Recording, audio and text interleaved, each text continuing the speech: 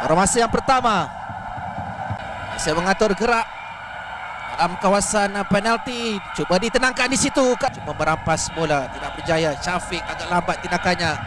Kemudian Hongduk terus ke dakapan Farizal Malias, lolos ke sebelah kiri untuk Van Hau, dan satu umpanan terlepas peluang Nguyen Thian Linh.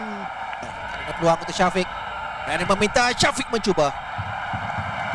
Hongduk mengintai peluang dari luar, satu in-swinger dapat ditahan oleh Aidil tapi tak pergi jauh, dan jaringannya berjaya dilakukan untuk Vietnam berada di depan menerusi Nguyen Thian Linh.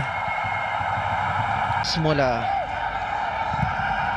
ada Matthew Davis, satu tandukan yang diselamatkan oleh Bui Tran Trong dari Syafiq Ahmad.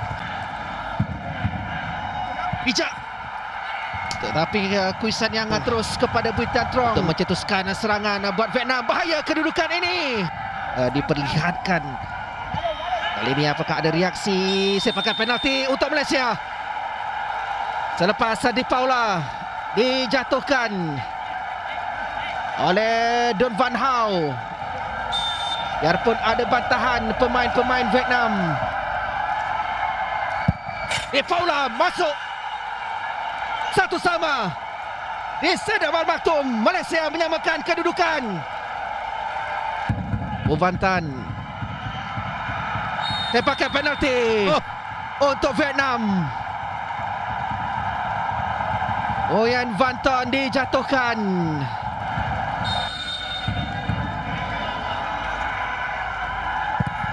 Nguyen Hai tenang seperti yang dia mahukan untuk kembali memberikan kelebihan kepada Vietnam. Clearance dan tiupan whistle menamatkan perjalanan Malaysia dalam saingan pusingan kelayakan Piala Dunia ini.